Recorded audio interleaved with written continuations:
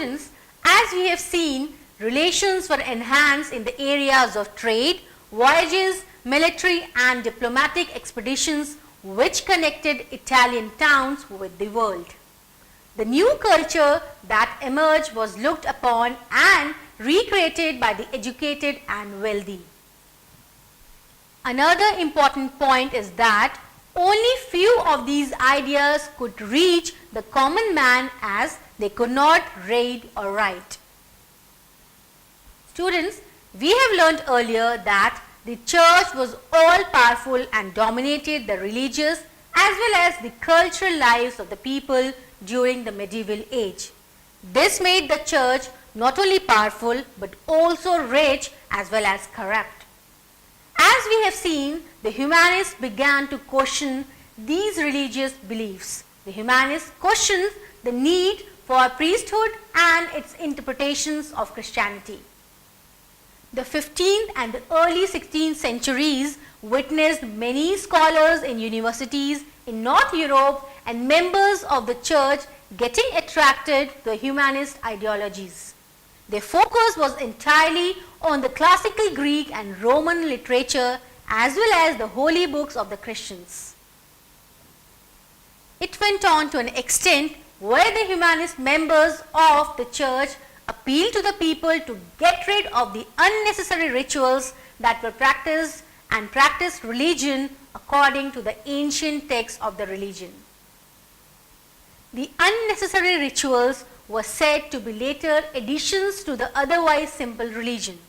Their view has transformed to an extent where they believed that human beings were rational and free.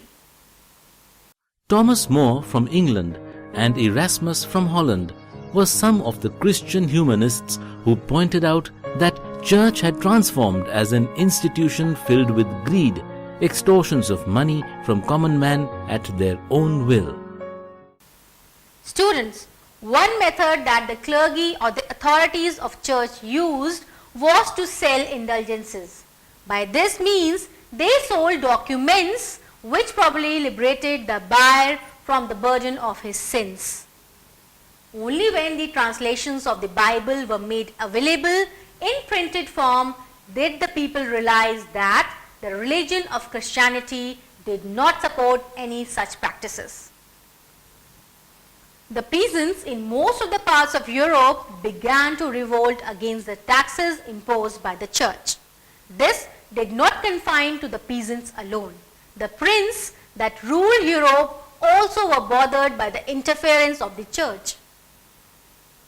Martin Luther, a young German monk, in 1517 started a campaign against the Catholic Church, which was called the Protestant Reformation. As a result of the Protestant Reformation, the churches in Germany and Switzerland broke their links with the Pope and the Catholic Church. Martin Luther reasoned that people did not need priests to establish contact with God. In addition, Martin Luther also suggested his followers to have complete faith in God, as faith alone could guide them to right life as well as enter into heaven. Ulrich Zwingli and Jean Calvin were responsible for the dissemination of Luther's ideas in Switzerland. The reformers were supported by the merchants, who also had great public support in the towns. The Catholic Church continued to influence the rural areas.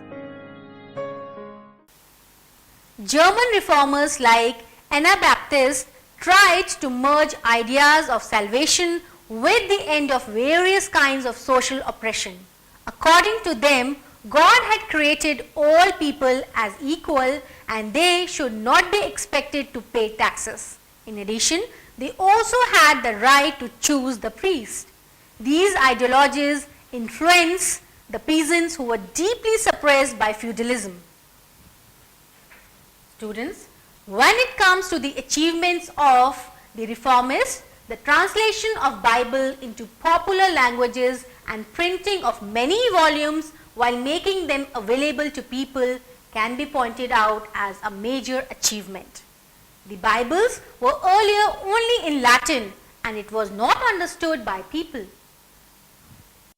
The ideas of Reformation attracted many people across countries like Germany, Holland, France and England.